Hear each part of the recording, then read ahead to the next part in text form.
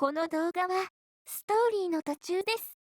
最初から見たい場合は概要欄またはチャンネルページの再生リストからご視聴ください。なお、外国語に対応した字幕をつけておりますが、自動翻訳ですので、精度が低いことをご理解ください。それでは、本編をお楽しみください。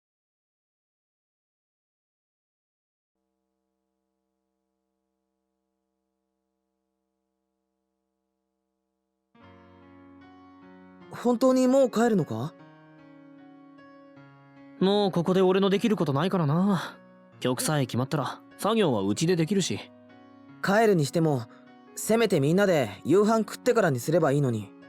ここで俺ができることはないって言っただろ。つまりここじゃ作業できないから早く帰るんだよ。竹谷。トーマに邪険にされて泣きながら帰るにしては、竹谷の表情は妙にすっきりしてた。別に重役に邪険にされて泣きながら帰るわけじゃないからな。やっぱお前親友なのかもな。ここまで思ったことが通じてしまうようでは。楽しみだな、学祭。どんなステージになるのか想像もつかね俺が一番想像できないよ。なんとなくだけどさ、結構いい感じになるんじゃないかって思えてきた。お前の思考回路も想像できないよ。あれから何度かソロ部分を弾いてみたけれど、未だに3秒の壁が破れないってのに。こんなに？これから色々と大変だろうけどきっと今まで経験したこともない苦労があると思うけど、くじけず頑張れ。分かってる。俺にとっては学園生活最初で最後のバカだ。一生懸命楽しむさ。委員長の、何やこれ。なんて言うんだろう。評論か。評論かな。わからんけど。と言われようが、帰宅部の冷や水と言われようが、楽しむことだけは絶対に忘れたくない。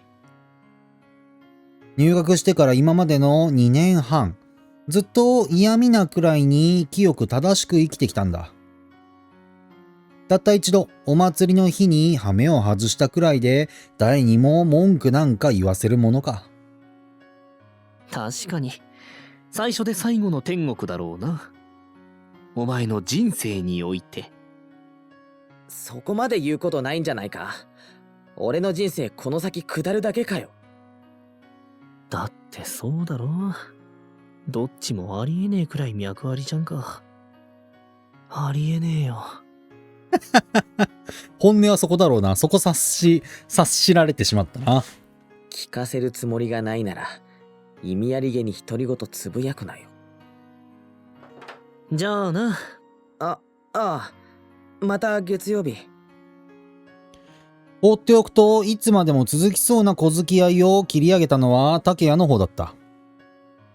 最後に、やっぱりこいつらしくない、もうお前に教えることは何もない的な優しい笑みを俺に向ける。と、その表情が何かを思い出したような風に動き、そういえばさ、お前あれどうすんだ？俺まだ預かってるけど。あ、いいよもう。あれ？俺でさえもう忘れかけていたことを口にしやがった。まだもう少しだけ時間残ってるじゃん。なんなら今からでも。もう1週間切ってるんだぞ。もし完成したとしてもいつ練習するんだよ。そうか、悪かったな、約束守れなくて。お前と口約束しかしてない時点で俺の負けだから。ありがとよ、最後に俺の罪悪感をこんなに軽くしてくれて。今度こそじゃあな。ああ、今度こそまた月曜な。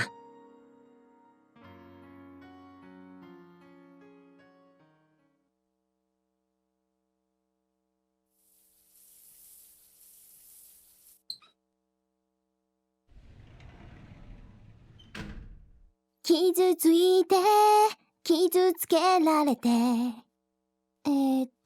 トラベルセット。あった。おお、あれおお、青。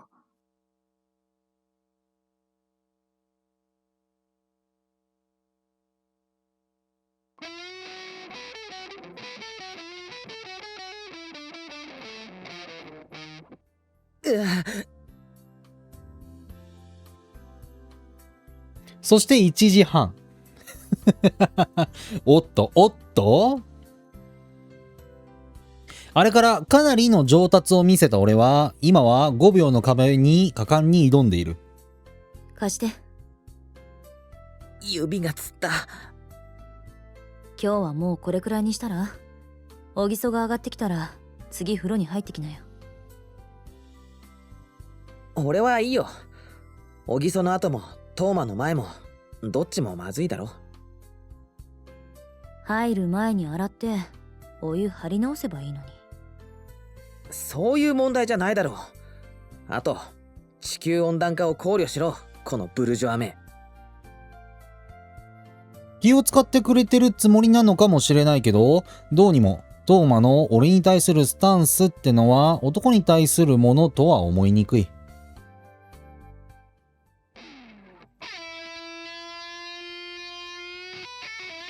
ま、平気で、止めてくれた時点で察するべきなのかもしれないけど、ちょっとだけ男のプライドが傷つくというか、それともそんなつまらないもののために今のアドバンテージを捨てるのはバカのすることだというか。指の動きはこんな感じ。もう一回やってみせようか。やっぱできるんだ。だから俺のプライドを30秒でズタズタにするなよ。人が飲みで一生懸命壁を削っている時に空飛んで越えていきやがった。ギターだってもう2年はいじってるし、これくらい弾けても別におかしくないって。何でもできるんだな、トーマは。憧れとともにちょっとした妬ましさも湧き上がってくる。北原は勉強できるじゃない。私自慢じゃないけど卒業危ないよ。でもかっこいいことは全部トーマのが上だ。何がかっこいいかなんて人によるんじゃない？そうだよ。何がかっこいいかは俺によるんだよ。で、俺によるとピアノとかギターとかトーマとか。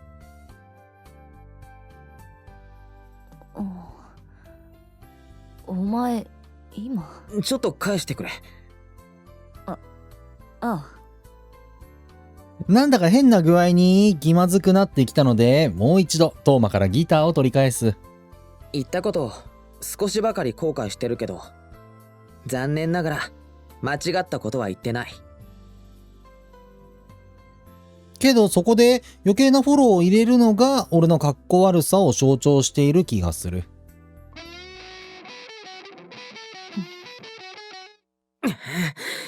やっぱ無理だ。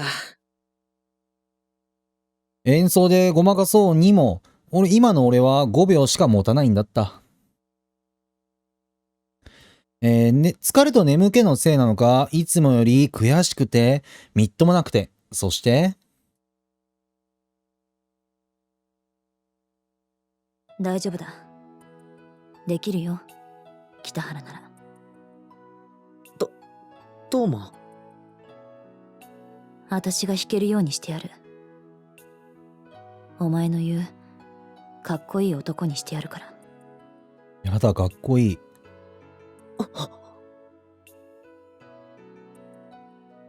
なんだか心地いいくらい照れくさくて恥ずかしくて。その代わりもう学園祭が終わるまで寝られるなんて考えるな。ああ。来週からも毎日ここに来い。場合によっては授業をサボれ。できるか？ああ。やばいくらいに全身にやる気がみなぎってきて、今なら何でもできるんじゃないかって、そんな錯覚だってわからなくなるくらい、自分の中に不思議な勇気が湧き出てくる。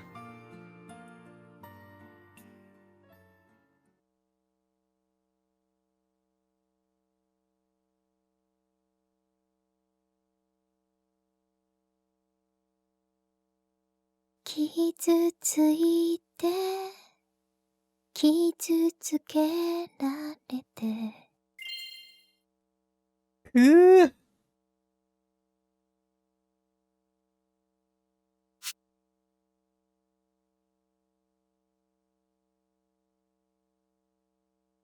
どこから間違ったんだろうね、俺たちは。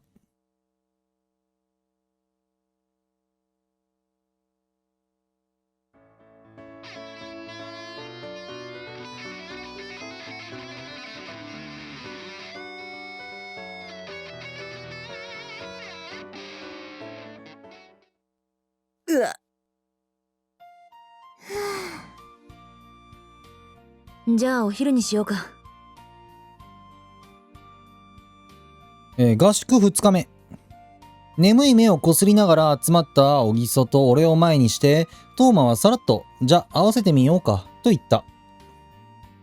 昨夜の段階でも余裕で壊滅中だった俺は、ちょっとばかりめまいがしたけど、死の命令には逆らえず、1曲目よりもかなり早い段階で全体練習が始まった。そして結果はもちろん、形になってきた。どこがだよ。なんか合格点ついてるし。ボロボロだったじゃん。特に俺。というか、俺だけ。そりゃ、小木曽とトーマだけ見れば完璧だったけど。そうかな。みんなちゃんと合ってたと思うけどな。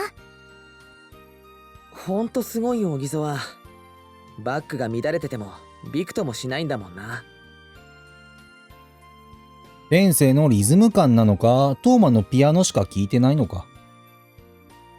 違うよ、北原くん、乱れてなんかなかったよ。本当に歌いやすかったんだって。いいよ、慰めは。自分の演奏は自分が一番よくわかってるから。自分の演奏を一番理解してるって。それはまた思い上がりもいいところだな。勝手に落ち込ませてもくれない我が師匠。確かにソロ部分はひどい。間違いだらけだし、リズムバラバラだし、だいたい途中で諦めて弾くのやめるし、最低。確かに止めるなって話だよな。自分の手で地獄に突き落とさないと気が済まないんだろうか。けどボーカルが入るとこに関しては十分合格点。きっちり弾けてるし、小木曽の邪魔はしてない。そうだったっけ？そうだったっけじゃないよ。ほとんど完璧だったってば。覚えがない。ソロ部分のことばかり気になっていて、それ以外の演奏なんか気にも留めてなかった。練習だってほとんどしてなかった。だってそっちは心配する必要もないって判断。あれ？確かに。うまくなってるんだよ、北原くん。簡単なパートならすぐ弾けるようになってるんだよ。俺、そういえばなんか指が勝手に動く。コードを頭の中でいちいち指の形に変換しなくても、いつの間にか習慣で押さえてる。だから言っただろ、毎日10時間弾けって。トーマ。またトーマの手のひらで踊らされてた。ということはソロだけになるか。今まで課されてたハードな個人練習の狙いは、学園祭の曲を弾けるようになることじゃなくて、ギターが弾けるようになることだったというわけか。さて、買い出しに行ってくる。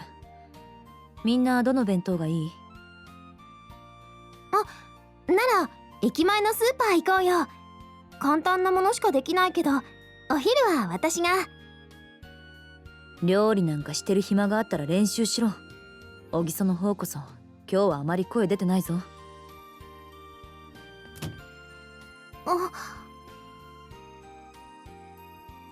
やっぱりトーマにはかなわない。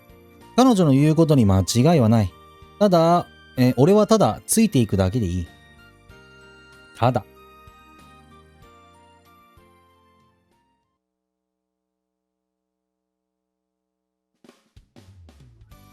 冗談じゃない。そんなバカな真似ができるか。今さら何言ってんだお前は。あまりにもそうやって格の違いを見せつけられると、こっちだって少しは意地悪じゃなかった。別に今更じゃない。昨べ思いついたことなんだよ。世間にもその凄さを分かってもらおうという純粋ないたずら心じゃなかった。思いっきり今さらじゃないか。ともかくそんないろいろと思惑の絡んだとある提案を予想通り、トーマはあっさりと却下した。だって考えてもみろよ。小木曽はボーカルだし、俺もソロが入る。けどトーマにだけは何の見せ場もないだろ。そういえばそうかも。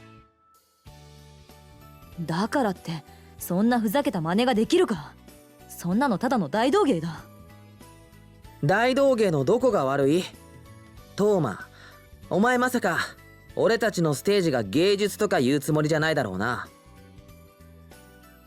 いや、そこまで卑屈にならなくても。何度も言ってるだろ。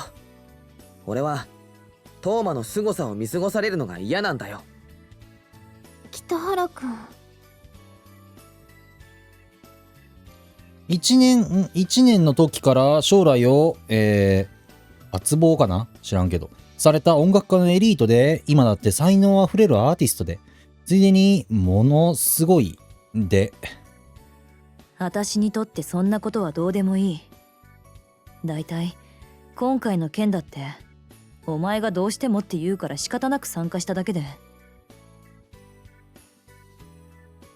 それなのに今では悲しいほど周囲から忘れ去られてる普通科の卒業も危うい劣等生。だったら今度も俺がどうしてもって言うから仕方なく目立ってくれ。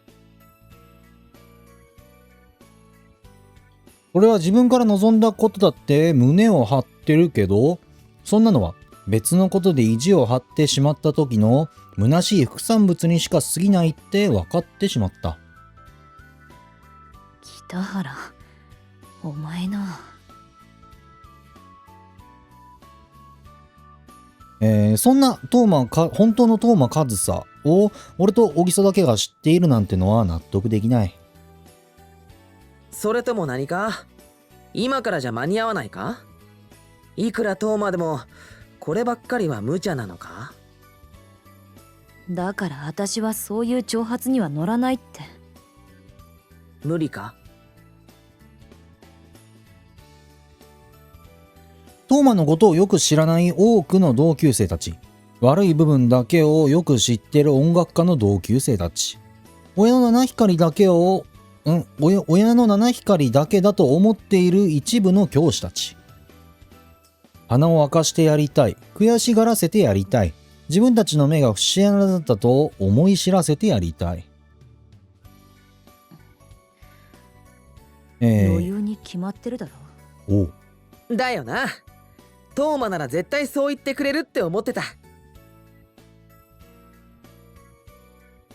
そう、みんなに知ってもらいたい。トーマが実はこんなやつなんだって。いや待て。だからできるってこととやるってこと。人の言うことを聞こうとしないのは本当は人の頼みを断りきれないどうしようもないお人よしだからなんだって。じゃあ午後からは新しい構成で行ってみようか。最初から合わせられるかトーマ？多分大丈夫だけど。だから違う。今のは別にやるって言ったわけじゃ。大丈夫大丈夫。うまくいかなかったら俺がフォローするからさ。まずは気楽に行ってみようぜ。へえ、いい度胸だな北原。お前が音楽のことで私に偉そうな口叩くとは。もちろん全て俺のため。トーマがそれを望んでなかろうが関係なく、俺のエゴを満たすだけのために。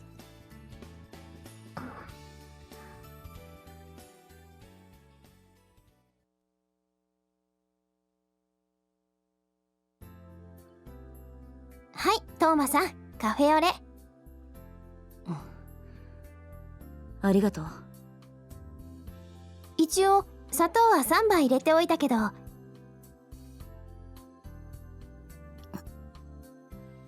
苦い。はい、シロップ。ずいぶんたくさん常備してあるんだね。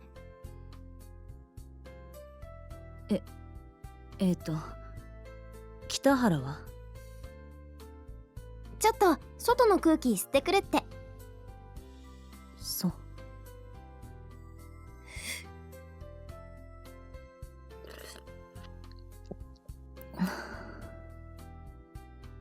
ねえトーマさん。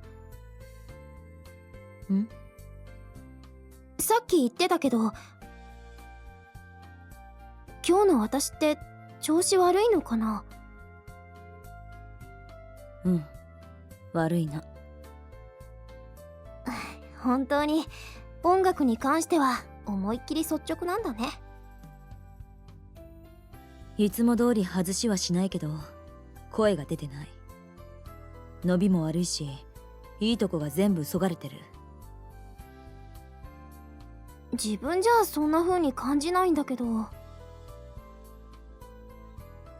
何か乗ってないように感じる。よそごと考えてない？合宿も2日目だし疲れてるのかも。だからそんなに心配してないけど。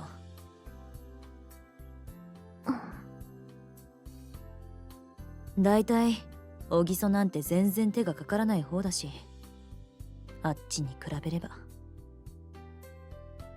あっちか。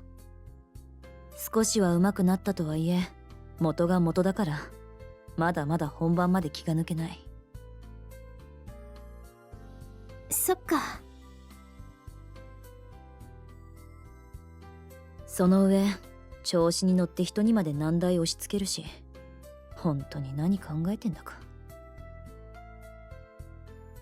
だからあっちにばかり手をかけちゃうんだ。毎日。余計なこと考えてる暇があったらまず自分のこと。ごめんね。だからあっちにばかり手をかけちゃうんだ。毎日毎晩。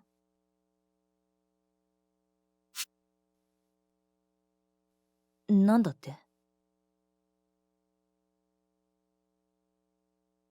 合宿、昨日が初めてじゃないよね。小木曽？一昨日も、もしかしたらその前の日も開催されてたんじゃないかな。違う？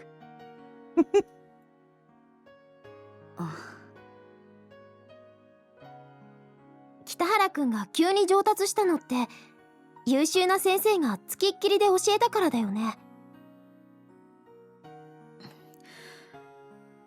騙してないぞ別に。あからさまに騙してはいないけど、あからさまに話してもいないよね。隠したよね。それはどうでもいいことだから。うん、そうだね。どうでもいいことだよね。私みたいな部外者に話す内容じゃないよね。部外者なんてそんな風に言うなよ。北原が聞いたらなんて思うか。だったらさ、部外者じゃない私に練習のこと隠して、私が知ったらなんて思うかって考えた？うん、本当は分かってる。トーマさん、私に気を使ったんだよね。私がショック受けるって思ったんだよね。やっぱりショックだった。やだな、もう。私そんなに思い込み激しくないよ。え一言言ってくれれば全然気にしなかったのに、そうやって隠すからカチンってきちゃうんだよ。そうトーマさん、北原くんのこと練習不足って心配してたし、それなのに昼間は私の面倒見なくちゃならないし、そうしたら残る時間は夜しかないに決まってる。それはそうなんだけど。だから半分は私のせい。トーマさんが寝る時間も削って北原くんの練習に付き合うこと、本当は感謝しなくちゃならないのに。いや、そんなことは私が勝手にやってることだし。ううん、ありがとう。そしてごめんなさい。私そうやって一生懸命みんなのこと考えてくれるトーマさんになんだかひどいこと言っちゃった。小木曽、さ。ごめんね、私から言い出した話だけど、これでおしまいにさせて。で、午後からも頑張ろう。私は全然気にしてないけど。よかった。本当にごめんなさい。あと、私のことはせつなでいいからね。ああ。はあ、私って本当にバカだな。どうしてこんな余計なこと言っちゃったんだろう。いや、別にそんな。トーマさんにこんなこと言ってどうするのよ。そういうの分かってたはずなのに。そういうのって？あ、聞いてた？ごめんなさい、聞き流して。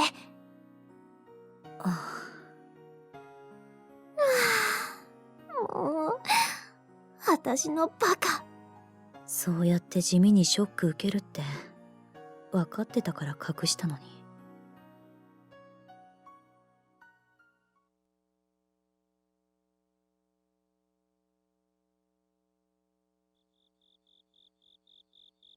寒くない？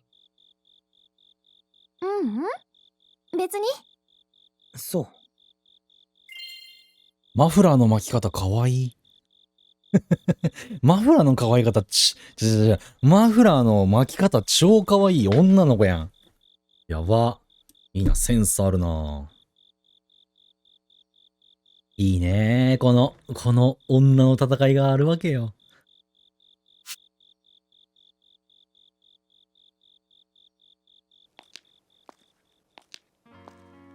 午後6時半。11月中旬の夜は、ジャケットだけでは防ぎきれない寒さを肌に突き刺してくる。疲れてる？ううん、別に。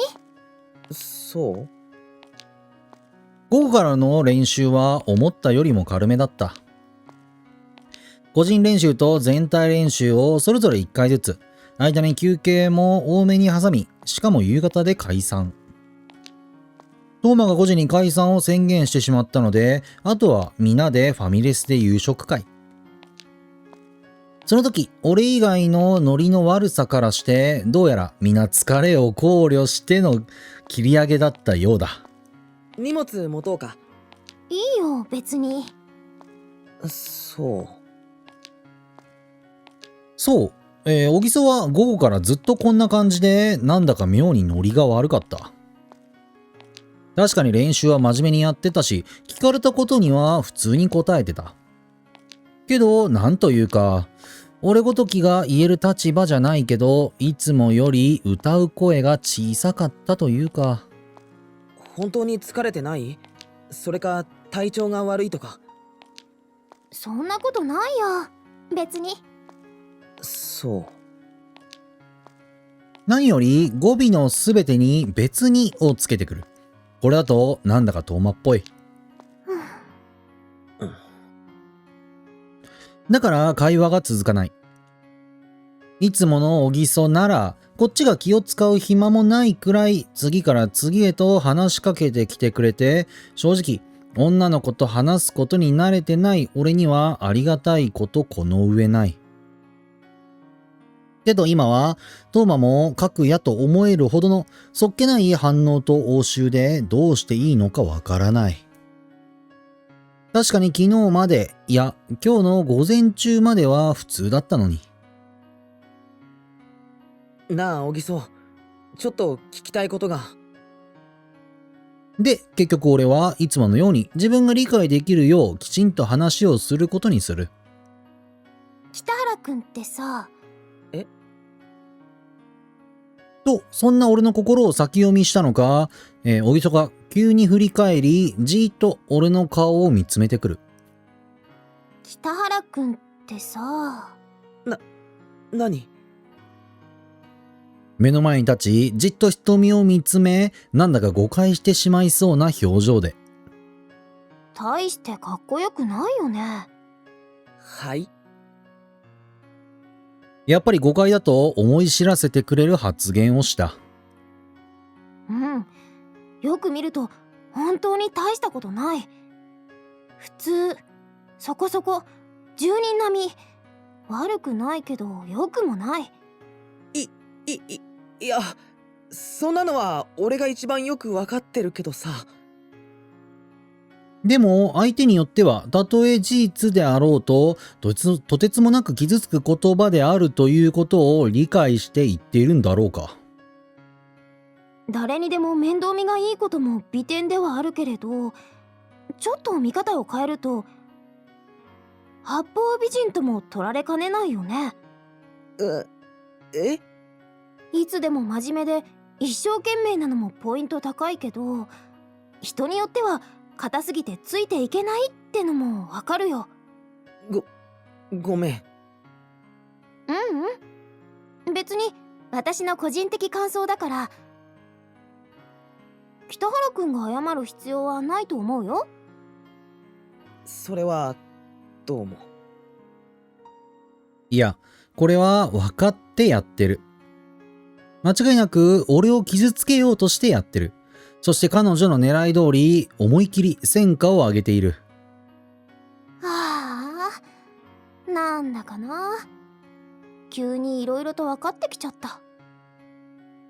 そう、小木曽は今俺に喧嘩売ってる。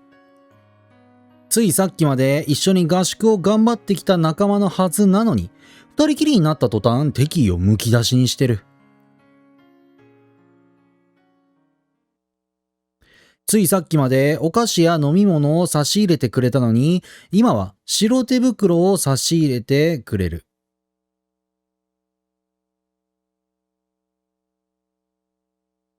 そうだよね。そんなものだよね。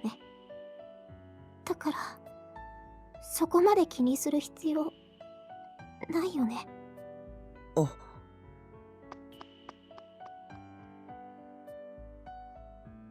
そして呆然と立ちすくむ俺を置いて駅の道を小走りに駆け出す。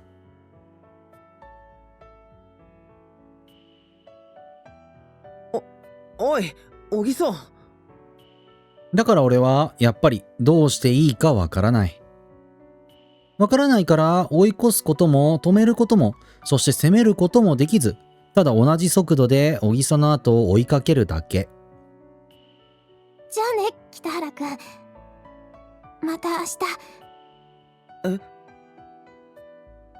けど小木曽は心得たもので、そんな俺の曖昧な反応をきっちり拒絶する。大丈夫。明日になったらまたいつも通りの私だから。俺のわけがわからないがゆえの曖昧な反応をきっちり悪だと糾弾する。だから気にしないで。今日言ったこと忘れてくれると嬉しいな。だって言葉とは裏腹な、さっきより妙に赤い目が語ってるから。が学園祭頑張ろうね。絶対成功させようね。小木曽。声も語ってるから、その言葉の意味じゃなくて、その音で。それじゃおやすみなさい。待てって。何？送ってく。だったら俺は介入するしかない。いいよ。北原くん、電車反対方向だし。でももう結構暗いし、小木曽の家の近く人通り少ないし。いつも通りのおせっかいで鬱陶しい俺を全力で再現するしかない。このくらいの時間ならいつも一人で帰ってるし、練習で遅くなった時だって。いや、やっぱり送るって。というか送らせてくれ。だって小木曽にはこれで通用していたはずだから。トーマとは違ってその近い距離感を心地よく感じてくれていたはずだから。ダメ。そんなことされたら言えなくなっちゃうじゃない。何を？北原くんは女の子が暗い夜道を一人心細く帰るのに送ってもくれない最低な男の子だって。さよなら。あ、何もわからない。わからないからこそわけがわからない。